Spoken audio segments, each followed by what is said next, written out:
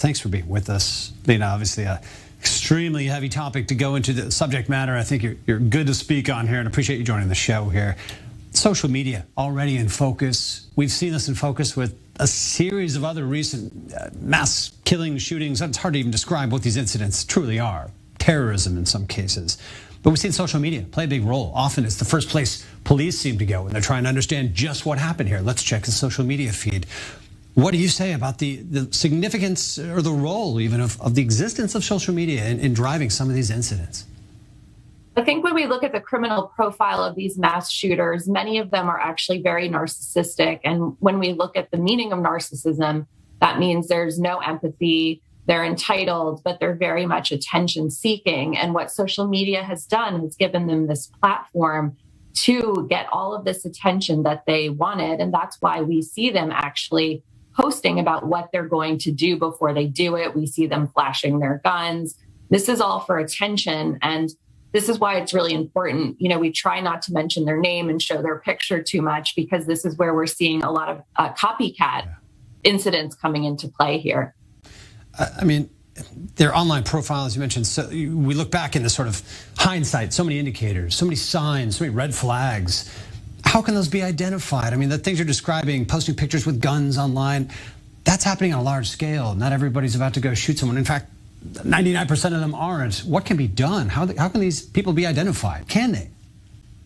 Well, you know, that's the problem is that, you know, even if they are showing very extreme signs, for example, this particular shooting in Uvalde, Texas, had told a girl on an app, you know, a few days before he had done this, that he would kill cats and throw them at houses. And he would, you know, cut his face up with knives. And his friends would ask him, you know, what happened? He said, a cat did it. Oh, no, but I actually did it.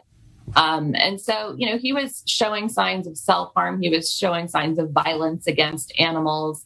But unfortunately, you know, in this country, in the U.S., even if there is a pretty viable threat, not much can be done because it's seen as just a threat. And so I think what we need to do is actually figure out ways, well, how can we intervene in a meaningful way? And, you know, part of the problem is that it's just so easy to get these assault rifles.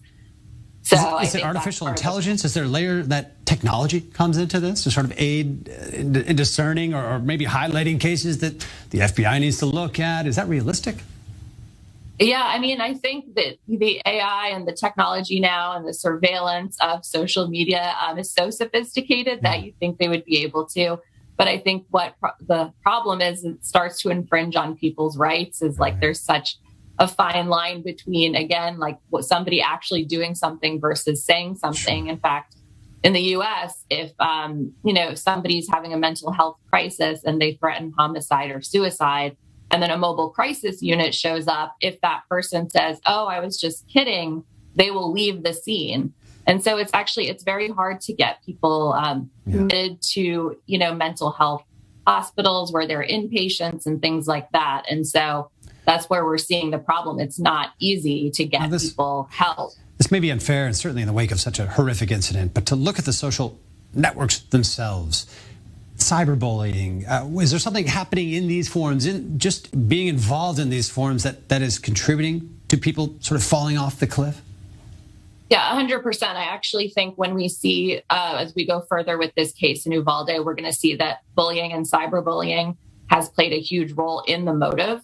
Again, with a narcissistic, antisocial personality type, they're motivated by humiliation and they want to get revenge.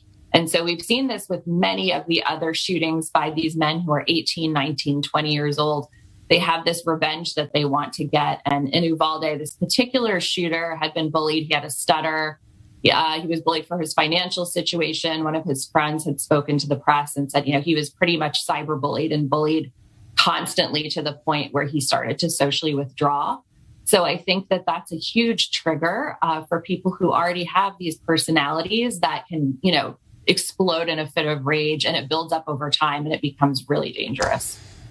Wow, just leave this with a big, heavy sigh. Obviously, this is such a difficult one to unpack, and these are important ways to come at it, but obviously there's no central explanation to this here. Lena Derhally, thanks for being with us, though. An important angle that you shed some light on for us.